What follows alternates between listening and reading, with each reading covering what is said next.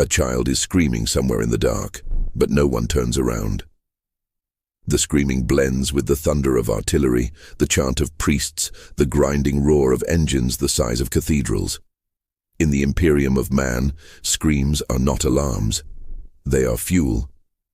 Imagine a civilization so vast that it cannot count its own dead, so desperate that it turns its people into weapons, not metaphorically but literally. Not soldiers trained to fight. Weapons engineered through suffering, faith, and fear.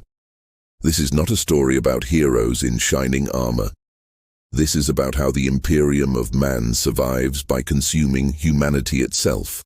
The Imperium calls itself mankind's last refuge, a shield against extinction in a galaxy that wants humanity erased. And in a sense, it's telling the truth. Every star burns with war. Every frontier world bleeds. Every choice is made under the shadow of annihilation. But survival has a price.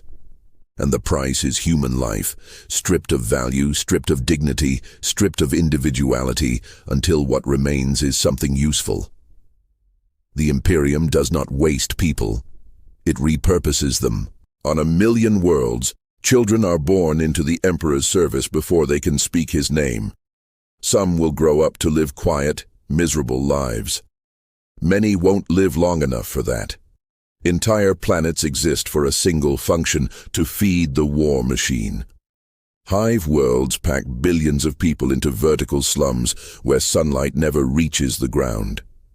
From these endless masses, bodies are harvested like grain.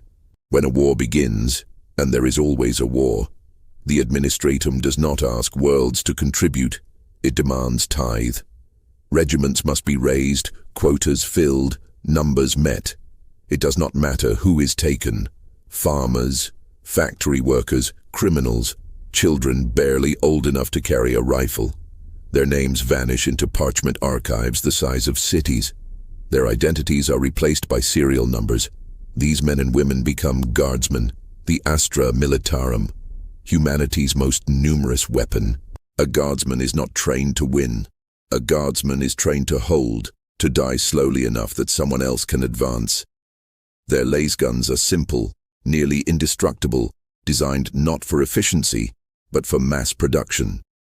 Ammunition is easy to manufacture. Rifles can be repaired with prayer and wire. The Imperium knows most guardsmen will never see victory. Their purpose is to absorb bullets, blades, claws, and horrors that were never meant to exist. The Imperium weaponizes courage by exhausting it. Commissars stand behind firing lines, watching for hesitation. A single step backward can earn a bolt round to the skull. Not because retreat is impossible, but because fear spreads faster than gunfire. Terror must be redirected outward, toward the enemy, at any cost. This isn't cruelty for its own sake. This is population control through terror. Discipline through execution. Faith through survival guilt. But the Imperium doesn't stop at flesh and blood soldiers. Some humans are dismantled piece by piece, transformed into servitors. Once they were criminals, or heretics, or political obstacles. Sometimes they were simply available. Their minds are lobotomized. Their bodies are fused with machinery. Flesh welded to steel, nerves plugged into terminals.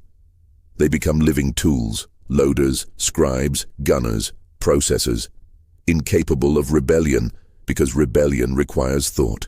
In the Imperium, machines are holy, but true artificial intelligence is forbidden, too dangerous, too much like freedom. So instead, the Imperium creates organic computers from human brains. Suffering minds locked behind dead eyes.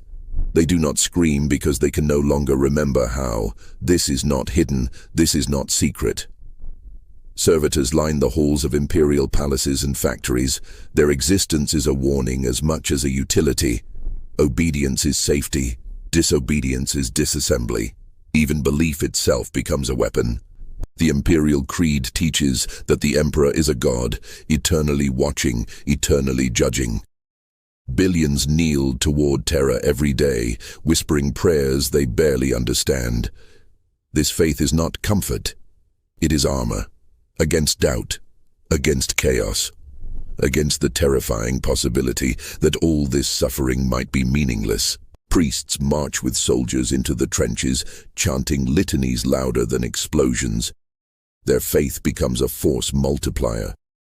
Fear of death is replaced with fear of disappointing a corpse god on a golden throne. Men charge impossible odds because retreat feels like heresy. Martyrdom is praised. Survival is suspicious. The Imperium has learned something dark and profoundly effective. Faith burns hotter than fear. And then there are the Space Marines. They are called the Emperor's Angels, but they begin as children. Taken from feral worlds, death planets, hellscapes where survival already demands brutality. These children are broken down and rebuilt through genetic alchemy and endless trials. Organs implanted, bones reforged, minds conditioned, memories overwritten. Only a fraction survive the process. Those who fail simply end. The Imperium does not mourn them. Sacrifice is baked into the design. A Space Marine is no longer fully human. He is taller, stronger, faster, capable of surviving wounds that would kill a tank crew. His emotional range narrowed, his loyalty absolute, individuality erased in favor of doctrine and gene seed legacy. He does not fight for glory. He fights because he was designed for nothing else. Where guardsmen are bullets, Space Marines are blades. Few in number, terrifying in presence. Their myth alone can break enemies before battle begins. But even Space Marines are tools. Deployed where losses are acceptable. Chapters wiped out over centuries and replaced without hesitation. Names remembered, perhaps. Faces forgotten. At the very pinnacle of the Imperium, beyond the reach of ordinary citizens, are the Psychers. Humans born with the ability to touch the warp. A dimension of raw emotion and nightmare. Psychers are both invaluable and dangerous. Left unchecked, they become gateways for demons. Entire worlds have burned because one mind cracked, so the Imperium harvests them. Every year, black ships scour the galaxy, collecting Psychers like cargo. Families beg, communities riot. Resistance is futile. Those taken face only a few possible fates. Some are trained and sanctioned, turned into living weapons whose minds are chained by ritual and pain. They scorch enemies with warp fire, risking damnation with every thought. Most are fed to the Emperor. Thousands of Psychers are sacrificed every day to sustain the Golden Throne, their souls burned away to keep his corpse alive, to keep the Astronomicon lit. The psychic lighthouse that allows human ships to travel through the warp. Without it, the Imperium collapses into isolated, starving fragments. The Emperor consumes humanity to protect humanity. This is the central lie, and the central truth, of the Imperium. Every sacrifice is justified by the promise that extinction would be worse. That chaos would be worse, that Xenos would be worse, and perhaps they're right. Or perhaps the Imperium has simply become the galaxy's most efficient engine of despair, mistaking momentum for necessity. Because once a system is built on sacrifice, it must keep sacrificing. The more people it burns, the larger its wars grow. The larger its wars grow, the more people it requires. Bureaucracy calcifies. Compassion disappears. Humanity becomes an abstract resource, measured in billions, spent without thought. The Imperium does not hate humanity, it just no longer recognizes it. And somewhere, buried beneath cathedrals of bone and steel, beneath endless prayer and endless screaming, there is a question no one dares to ask out loud. If mankind must be weaponized to survive, at what point does it stop being worth saving? Because the war is not ending. The enemy is not fading. And the Imperium is sharpening new blades, refining new methods, digging ever deeper into the only resource it has left, its own people. And in the next breathless chapter of this story, we will look at what happens when the weaponization goes too far, when humanity isn't just spent, but breaks back. The breaking point is not loud. It doesn't arrive with banners or alarms, or the crack of worlds splitting in half. It comes quietly, buried in reports no one reads, in casualty figures that no longer shock, in prayers whispered without conviction. It comes when an entire generation grows up knowing only war and realizes dimly, dangerously, that sacrifice has become infinite. On a forgotten front along the fringe of Segmentum Obscurus, a regiment of the Imperial Guard is holding a line that was never meant to be held. The sky is the color of bruised iron. Ash falls like snow. Bodies, human and otherwise, are stacked into barricades because there is nothing else left. The guardsmen are exhausted past fear. Hunger gnaws harder than terror. Their vox crackles with orders that contradict themselves, relayed by officers who died hours ago. They are told reinforcements are coming. They are always told that. What actually arrives is another wave of conscripts, fresh-faced and shaking, dropped into the kill zone with rifles still smelling of forge oil. Veterans do not welcome them. They look away, because welcoming them would mean acknowledging they might survive, and hope is a liability the Imperium cannot afford. When the enemy surges again, it is not strategy that holds the line. It is momentum. Bodies filling trenches until nothing can climb over them. Laser guns firing until barrels melt. Men screaming litanies louder than their own panic. The line holds because the Imperium has learned how to turn despair into friction, how to slow the enemy with flesh. Far above, unseen, an orbital command vessel receives confirmation. Objective achieved. Enemy advance delayed by 7 hours. Acceptable losses. Acceptable. This word echoes through every level of Imperial command. It shapes decisions, erases faces, smooths conscience. Losses are acceptable because they must be, because if they are not, the entire architecture collapses under the weight of grief. Elsewhere, on a forge world drowning in smoke and hymns to the machine god, another form of weaponization is underway. Conveyor lines move at a pace no human body can sustain. So bodies are altered, augmented, rewired. Men and women with trembling hands are strapped into harnesses, their spines pierced with interface plugs, their nervous systems synchronized to production rhythms. Those who break are carried away. Some return, silent, eyes glassy, skin pale under layers of steel. Servitors do not complain. They do not slow down. They do not remember what it felt like to stop. A tech priest watches the process with mechanical reverence. To him, this is mercy, a broken human given purpose. Waste transformed into function. He records efficiency gains while ignoring the faint smell of burned synapses. To the Imperium, this is not horror. This is optimization, yet cracks form even in optimized systems. Inquisitorial reports speak of rising insubordination among rear echelon forces, of guardsmen refusing final charges, of officers fragged in the dark, of shrines defaced not by Xenos, but by hands that once clasped in prayer. These incidents are classified as localized corruption, signs of chaos influence, explained away and purged with familiar solutions: fire, execution, silence. But the truth is more dangerous than chaos. The truth is exhaustion. The Imperium has trained humanity to endure anything except relief. There is no vision of peace, only survival until the next emergency. Worlds are saved only so they can be bled again.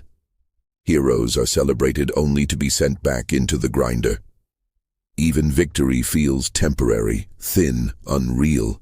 And for some, that realization changes everything. On a shrine world scarred by repeated invasions, a sister of battle kneels alone in a ruined chapel. Stained glass lies shattered around her. The Emperor's image above the altar is cracked, straight through the eyes. She has fought for decades, burned heretics, stood unflinching against nightmares from the warp. Her faith carried her through fire. But now she wonders, just briefly, just quietly, whether faith is being used on her the way laser guns are used on guardsmen. Issued, spent, replaced. She crushes the thought before it can grow. Doubt is a sin. Doubt invites damnation. She prays harder, louder, bleeds her knuckles against the stone in penance. Still, the crack remains. Among the Space Marines, the cracks are colder, more controlled, but no less real. A veteran captain surveys a battlefield where his brothers lie broken, gene seed recovery teams already moving among the corpses. He feels no rage, no sorrow, only a distant awareness that each fallen warrior took centuries to create and was deployed without hesitation. He recalls fragments of indoctrination that taught him this was honorable, necessary. He believes it, mostly. Yet when he reports casualty numbers to the chapter master and receives new orders within minutes, no pause for reflection, no acknowledgement of loss. Something tightens inside his reinforced chest. If even angels are treated as ammunition, what hope is there for anyone else? The Imperium responds to instability the only way it knows how, by tightening its grip. Tithes increase. Recruitment ages lower. Penal legions expand. Entire populations are relocated, categorized, reprocessed. New doctrines emphasize sacrifice more explicitly. Martyrdom is no longer an outcome. It is an expectation.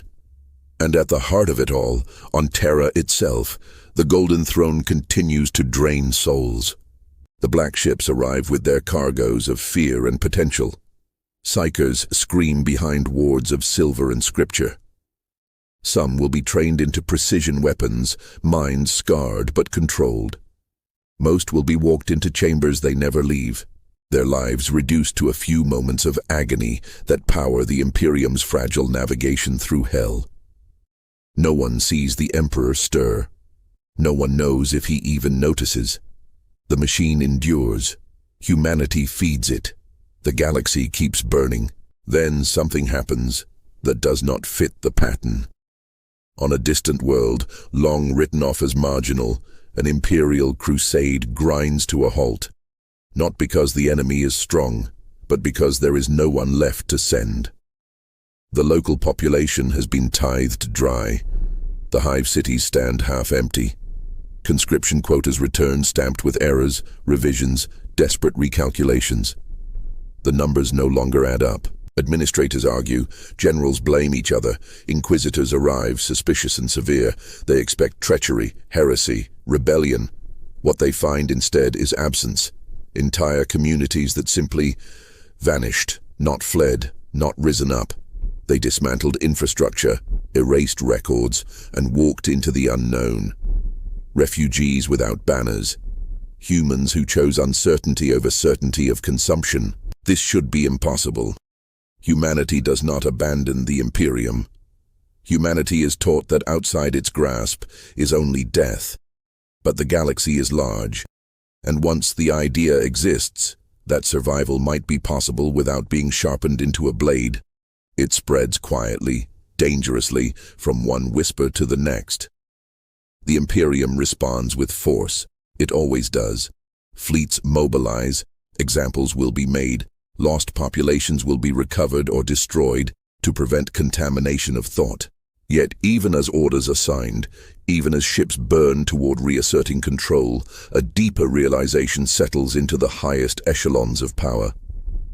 The Imperium has built itself on an infinite supply that may not be infinite after all. If humanity stops submitting, the machine starves. And in that moment, far more terrifying than any demon or Xenos threat, the Imperium faces an enemy it was never designed to fight. A humanity that no longer consents to be a weapon. The response is swift, but not decisive. Imperial fleets do what they have always done. They arrive in-system in blinding flares of void light. Sirens echo through hive corridors as evacuation protocols are overridden. Astropaths scream themselves into comas trying to re-establish broken lines of command. On paper, it looks like control is returning. In reality, something fundamental has shifted. On worlds once stripped to the bone by repeated tithes, the Imperium's presence feels thinner. Garrisons are understaffed. Supply lines arrive weeks late, sometimes not at all.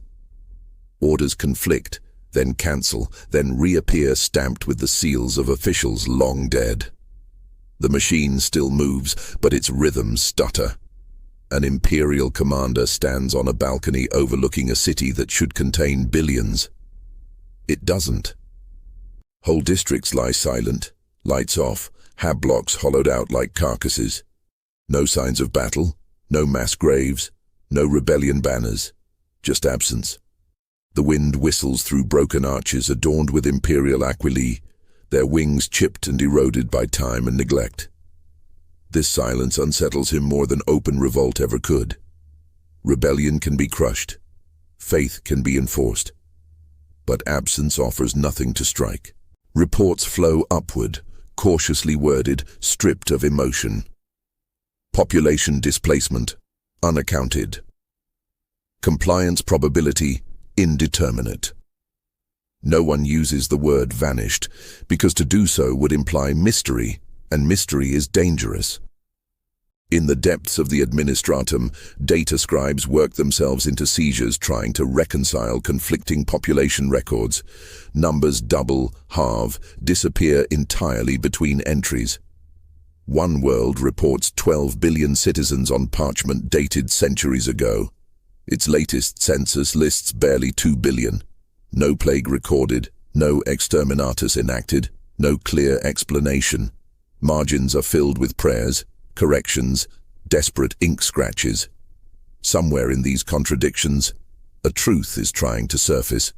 Among the Inquisition, opinions fracture. One faction insists this is merely the long-delayed accounting of losses the Imperium ignored for millennia, the machine finally discovering the cost of its own efficiency. Another faction suspects something far worse, a mimetic contagion. An idea spreading faster than any heresy because it does not promise power or salvation. It promises escape. On the ground, among the people still within reach, the change is subtle but unmistakable. Guardsmen listen differently to orders now. They look at each other before charging. Commissars fire more often, but each execution buys less obedience than before. Faith still burns, but it flickers. Soldiers pray not for victory, but for a reason. In a medical bay carved into the bedrock of a besieged world, a medici watches men die without screaming. They stare at the ceiling, eyes dull, as if something inside them has already stepped away. When asked their names, some hesitate, then shrug, like the concept no longer matters. Even space marines feel it, not doubt but dissonance. A librarian peers into the warp during battle, seeking omens. What he finds is not the usual storm of madness and predatory gods, but something stranger. A hollowness.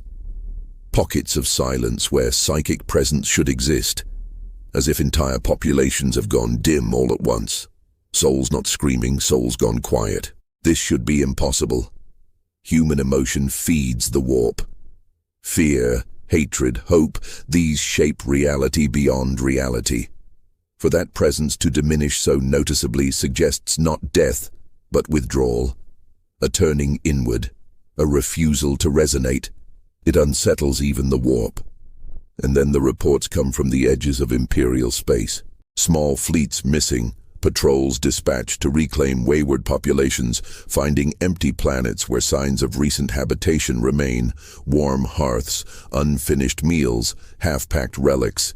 No bodies, no evacuation logs, no evidence of chaos rituals, just long-range augur shadows slipping beyond sensor range.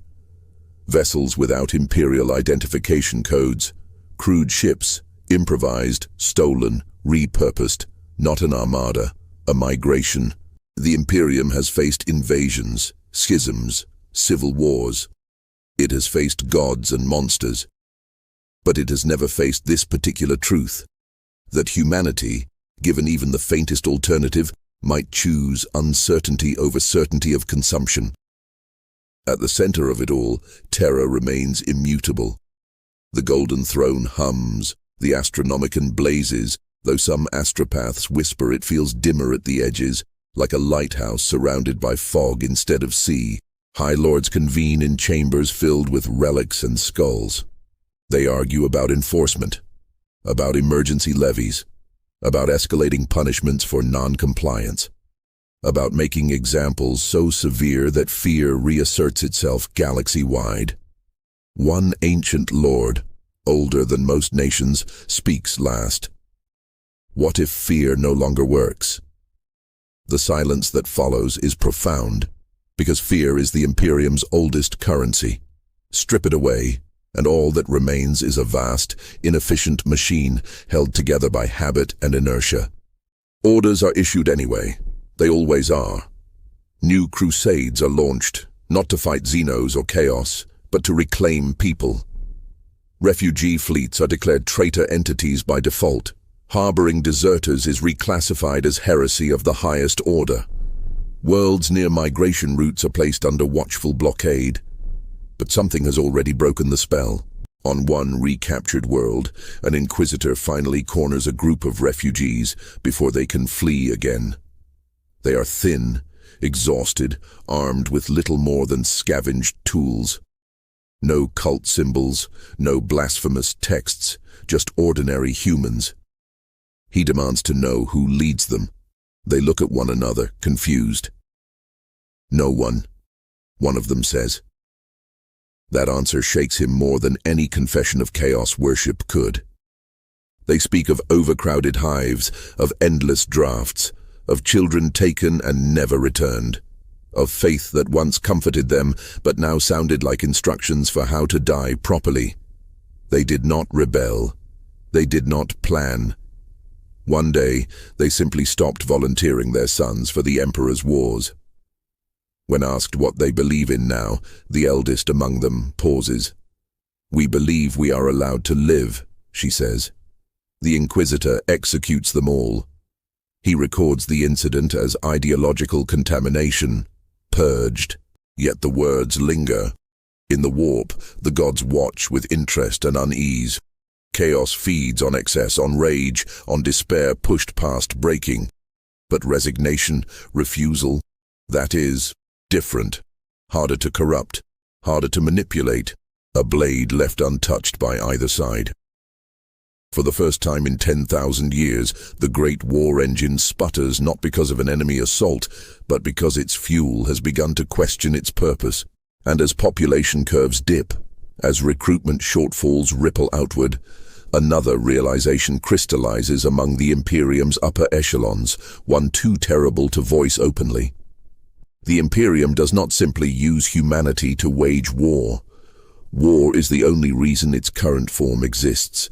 Without endless conflict requiring endless sacrifice, the entire structure, its dogma, its hierarchies, its justifications, loses coherence. Peace would not save it. Choice would not stabilize it. The Imperium needs humanity desperate. And now, across the dark, humanity is learning, slowly, dangerously, how not to be. Somewhere in the void, beyond the Astronomican's steady glare, improvised ships slip into uncharted darkness. Their holds are cramped, their futures uncertain. But for the first time, they are not pointed toward a battlefield.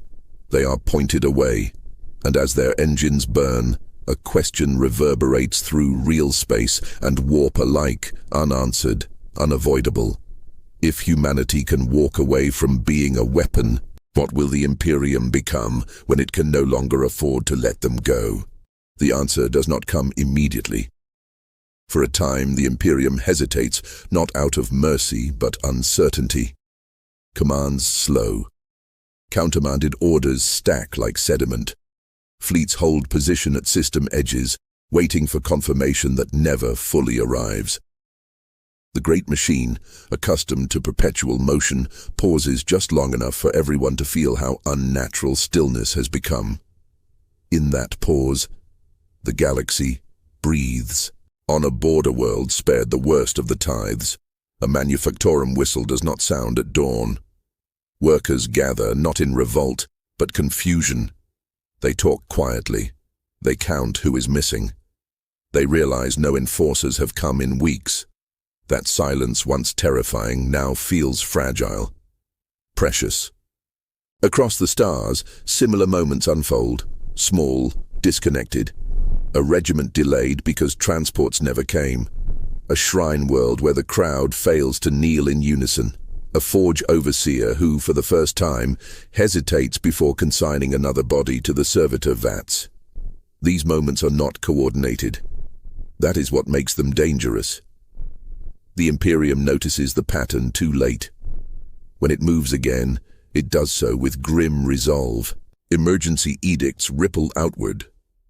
The tithe extremis is declared in affected sectors. Compliance deadlines are shortened to impossibility. Entire populations are declared delinquent based on predictive shortfalls alone. The logic is cold and absolute. Better to break a world now than let an idea take root. But violence applied without certainty loses its sharpness. On a world targeted for reclamation, drop pods scream through the atmosphere. Shock troops deploy into streets once packed with billions. Now they find pockets of resistance not marked by banners or slogans, but barricades built to protect evacuation routes. Civilians do not charge the soldiers, they delay them. Block lines of advance, collapse tunnels, buy time. Every minute lost is another ship escaping gravity. A captain watches from a command spire, irritation rising into something closer to dread. This is inefficient. This is wasteful. This is not how humans are supposed to behave under imperial reprisal. Fear should scatter them. Instead, they move with grim coordination born of shared understanding. They are not fighting to win. They are fighting to leave. Orbital fire is requested. It is granted. The city burns in sections precise and merciless. Towers collapse like cut bones. The sky turns red. And yet, long-range Auspex still tracks vessels slipping beyond the system's edge, slipping beyond pursuit thresholds, slipping beyond what any sanction can meaningfully reach. Victory is declared. No one believes it. Within the halls of power, the tone shifts from confusion to urgency. The High Lords feel it then, the sensation they have not felt since the darkest days of the heresy. Precariousness. They argue behind sealed doors, voices raised, tempers flaring. Some demand annihilation on a scale unseen in millennia. Others call for reform, for controlled release, for a reshaping of the tithe to restore faith. Those voices are accused of weakness, of ideological rot. An ancient custodian, silent until now, listens from the shadows. He has stood at the Emperor's side for 10,000 years. He has seen empires rise and shatter. When he finally speaks, his voice is quiet, and the chamber stills. "You mistake the symptom for the disease," he says. They look at him uneasy. "The Imperium taught humanity it exists to be used," he continues. "Now humanity is asking why. You cannot terrorize a question into silence." The words hang there, dangerous and undeniable. Elsewhere, far from Terra's marble halls, the consequences manifest more brutally. A Space Marine chapter is ordered to pursue refugee fleets beyond the Astronomican's reliable reach. They obey, because obedience is their nature. Their ships plunge into uncertain warp routes, navigation strained, psychic screams rising to fill the void. During the pursuit, something goes wrong. A sudden stillness presses against the hulls, not the predatory pressure of warp entities, but emptiness. Systems flicker. Geller fields hum unevenly. The librarians report disorientation, as if the warp itself has thinned. When they emerge, battered but intact, what they find is not an enemy flotilla, but a constellation of vessels arranged around a distant dim star. Human ships, thousands of them. Old freighters, retrofitted barges, stolen imperial transports. A society in motion. They are vulnerable, poorly armed. A single strike could obliterate them. The chapter waits for the order to fire. It does not come. Astropathic contact fails. The Astronomican's signal wavers, stretched thin by distance and something else. An interference not born of chaos, but absence. The refugees are quiet, psychically subdued, disciplined by choice rather than coercion. The warp has less to grip. For the first time since their creation, the Space Marines are without direct instruction. They watch human beings do something unthinkable. They build, not weapons, habitats, rotational drums assembled from scrap, growing bays seeded with stolen gene stock, schools carved into cargo holds, shrines without golden thrones, devoid of skulls and commands to die. The chapter master feels a pressure inside his chest that no gene-forged organ explains. If this survives, he realizes, the Imperium loses more than people. It loses the justification for everything it has become. Back on Terra, the Golden Throne groans louder than it has in centuries. Adepts whisper of strain, not failure, never that, but imbalance. The steady flow of Psyker souls is maintained, yet something within the warp resists the Astronomican's reach. Its light still burns, but it casts longer shadows. In a sealed chamber, one of the Emperor's most trusted servants stares at ancient projections depicting humanity's spread across the stars.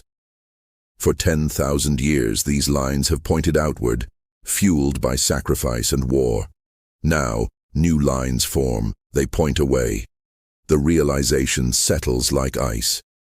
The Imperium cannot simply reclaim these people without admitting a truth it has buried since its founding, that humanity may no longer need to be weaponized to endure. And if that truth is acknowledged, even briefly, the structure that demands infinite obedience collapses under its own weight. To preserve itself, the Imperium must make a choice more terrible than any exterminatus.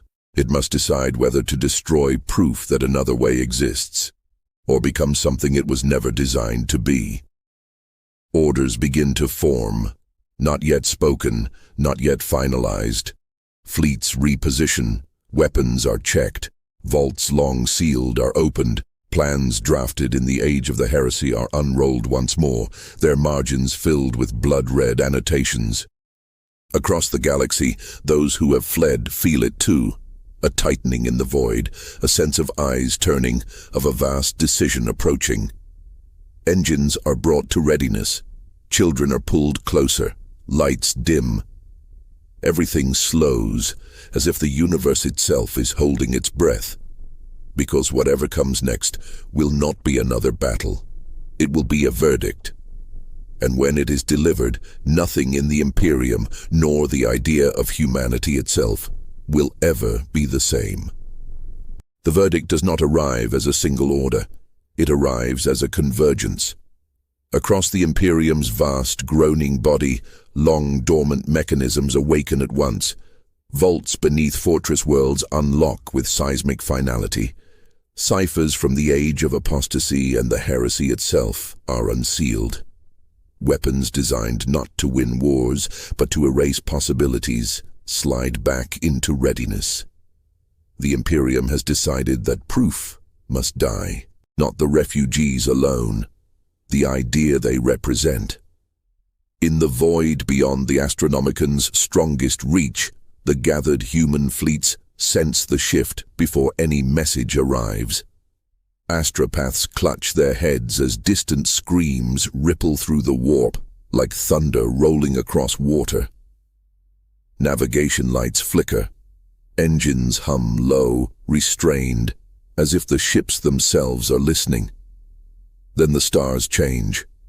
From multiple vectors, Imperial task forces translate into real space. Silent, disciplined, overwhelming. Battle groups that once fought demon incursions and Xenos crusades now align their guns on human hulls, marked with faded Imperial numerals. The refugees watch through viewports as silhouettes blot out constellations they named themselves. Fear runs through them, sharp and immediate. Children cry. Adults say nothing. They have known this moment would come. What surprises them is not the arrival of the Imperium. It is the hesitation. On the command deck of the lead battleship, an admiral stares at targeting data that resolves into something his tactical training did not prepare him for. He sees habitation modules, power distribution optimized for life support instead of armament, heat signatures clustered around communal spaces rather than command nodes. These are not forts. They are homes. The firing solution is perfect.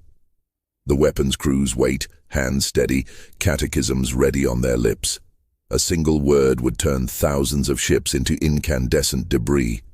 But the word does not come. Instead, a transmission cuts through the tension, raw and unencrypted. A human voice, old, calm. We know why you've come. It is not a demand, not a plea, just a statement. The Admiral's jaw tightens. You are in violation of Imperial law, he replies automatically. Return to compliance and your lives may... No, the voice interrupts gently. They won't. Silence stretches. The refugee fleet does not maneuver. No evasive patterns, no hidden weapons revealed. They hold position, exposed and fragile beneath the guns of gods. The voice continues. We were farmers, scribes, loaders, pilots. You took our children. You took our futures. You told us it was necessary, that it meant something. A pause. The faint hum of void shields fills the gap. It stopped meaning anything when dying became our only contribution. Across the Imperial formation, officers listen in strained quiet. Some sneer. Some feel something twist behind their ribs. A Space Marine chapter stands among the fleets, their strike cruisers dwarfed but unmistakable. Within one of them, the chapter master closes his eyes. His enhanced hearts beat steadily, but his thoughts are anything but. This is the moment. Orders finally arrive from Terra, encoded, absolute. Extermination approved. Total denial. No survivors. The Admiral receives the message. He reads it once, then again. He thinks of the cities he has burned. The world saved just long enough to be bled dry. The endless cadence of acceptable losses echoing through his career. He opens a channel to the refugee fleet. You are choosing extinction, he says, voice hoarse. The reply comes immediately. So are you, the old voice answers. Somewhere deep within the warp, something stirs. Not a god, not a demon, a shift in pressure, a rebalancing.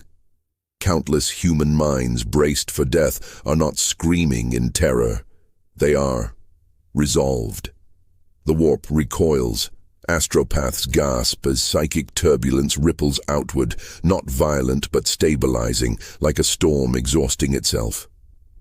For a brief, impossible moment, the immaterium feels quieter than it has in 10,000 years. That moment breaks something. The Space Marine chapter moves, not to fire, to interpose. Strike cruisers slide between Imperial guns and human hulls, shields flaring to full. Vox channels erupt, demands, accusations, threats of immediate censure. The chapter master transmits his intent in stark, measured words. These humans are not in rebellion. They are exercising will. If that is heresy, then define the crime clearly and accept the precedent. For the first time since the Great Crusade, the Imperium's blade hesitates against itself. Guns track. Targeting reticles overlap. Battle doctrines spiral into paradox. To fire now risks civil war in the void.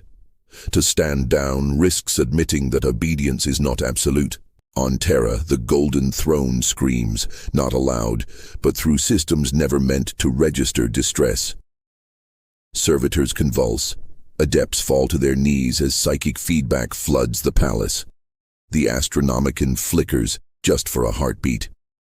In that heartbeat, a vision passes through hundreds of minds across the galaxy. Not prophecy, not command. Memory. A man standing beneath a bright sky speaking of unity, not fear. Of humanity spreading outward not as fuel, but as legacy. A dream buried under 10 millennia of compromise and blood. Then it's gone. The High Lords react with fury. Orders are overridden. New commands drafted, more extreme, more final. Weapons that cannot be intercepted begin charging in distant systems, aimed not at fleets, but stars themselves. If proof cannot be destroyed quietly, it will be erased loudly. In the refugee fleet, the old speaker finishes his transmission. "We never thought we'd win," he says softly. "We just thought we could stop being ammunition." Shuttles begin to detach, small and vulnerable, loaded with archives, children, seeds, recorded histories. The fleet disperses, not in panic, but purposefully, scattering like spores on solar winds. The Space Marines hold the line as long as they can. Last fire crackles, shields flare. The first shots land, not fatal, but deliberate, restrained. A message, not an execution. Time stretches thin. The Admiral finally gives an order, not the one he was sent to deliver. "Stand down," he says. "Hold fire." It will damn him. He knows that. He also knows this is the last command he will ever give that feels like his own. Across the void, the refugee vessels slip away, vanishing into shadowed routes, some forever beyond pursuit. The Imperium does not collapse in that moment, but it cracks. And in the quiet aftermath, amid debris, half-spoken prayers and shaken certainties, a truth settles like ash across the stars. Humanity has been shown what it looks like when it is not being aimed. The war machine still turns, the Emperor still sits silent on his throne. The galaxy is still cruel. But somewhere, scattered beyond the reach of absolute control, people are alive who were never meant to be. And the Imperium can never again pretend it did not see them choose. After that day, the galaxy does not fall silent. Wars continue. They always will. The Imperium does not crumble overnight, nor does it suddenly become merciful. Fleets still burn through the void. Worlds still scream beneath invasion. The Golden Throne still drinks its daily offering of souls, and the Emperor remains unmoving, immense, and unknowable. But something has changed all the same. Not in proclamations, not in law. The Imperium would never admit it. There are no monuments raised to the fleet that hesitated, no records preserved of the refugees who slipped through Imperial fingers. Those archives are sealed, redacted, reduced to footnotes and anomalies in data scrolls few will ever read. Yet the absence lingers. In the quiet places between battles, commanders hesitate before issuing orders they once gave without thought. A fraction of a second longer, barely noticeable, but real.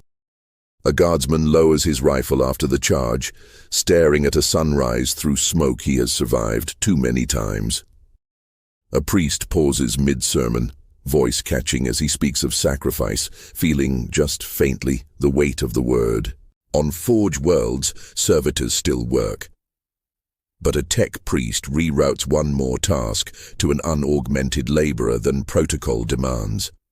On Shrine worlds, pilgrims still kneel, but some pray not for victory or martyrdom, only for a future where their children will not be chosen next. Small changes, dangerous ones.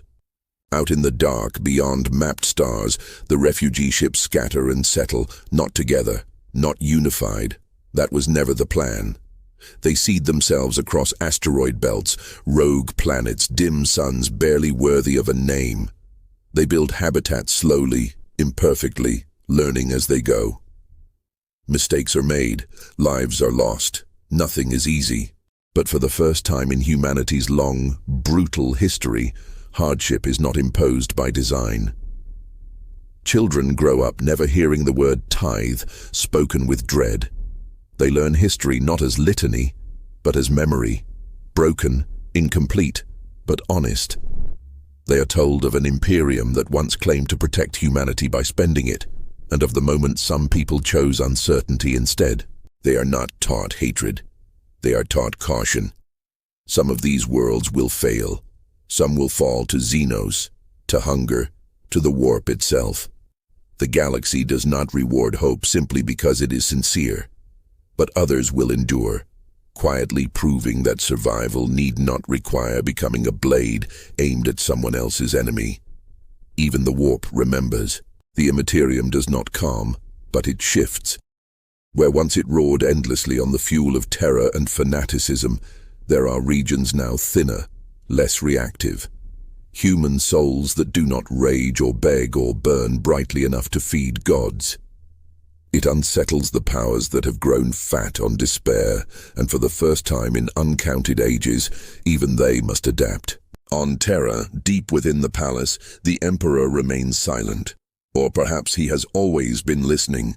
Some custodians swear that the pressure around the throne has changed almost imperceptibly. Not weakening, not strengthening, merely different. As if a tension long held has slackened just a little. As if a question asked 10,000 years ago has at last received an answer he never anticipated. What he thinks of that answer, no one can say. The Imperium adapts as it always does, by surviving its own fractures. Those who hesitated are censured or quietly removed. The admiral who gave the order to stand down vanishes into sealed chambers, his name erased, his legacy unresolved. The Space Marine chapter is reassigned, scattered across endless war zones, their defiance diluted by duty. Yet stories persist, whispered among crew decks, traded between regiments, half-forbidden tales of human ships that were not running toward war, of angels who chose to shield instead of strike, of a moment when the Imperium blinked and the universe noticed. And that is the thing the Imperium cannot undo. It cannot unteach humanity that obedience is not the only shape survival can take. The machine still demands sacrifice. It still weaponizes bodies, belief, memory, and fear. But now, somewhere in its vast domain, there are people who know they are more than a resource. Somewhere, the equation has been disrupted. Not enough to save everyone, but enough to matter. The question that opened this story was never whether the Imperium weaponizes humanity. It was whether humanity can survive being nothing else. In the end, the answer does not arrive as triumph or rebellion or divine intervention. It arrives quietly, carried by ships slipping into the dark, by choices made without banners, by lives lived without permission. The galaxy remains cruel. There are no guarantees, no promises. Only a truth, simple and dangerous, written not in scripture or steel, but in action. Humanity was never meant to be ammunition. And once that truth is seen, once, even briefly, it becomes impossible to fully unsee. Somewhere in the void, lights glow inside fragile habitats, spinning gently against infinite darkness. Somewhere on Terra, a candle burns before a throne no one truly understands. And between them stretches a future that is no longer entirely owned by war. What does an empire become when the people it depends on learn they can walk away? And what might humanity yet be if it is finally allowed to exist for more than the sake of survival? The stars offer no answer. They simply keep watching,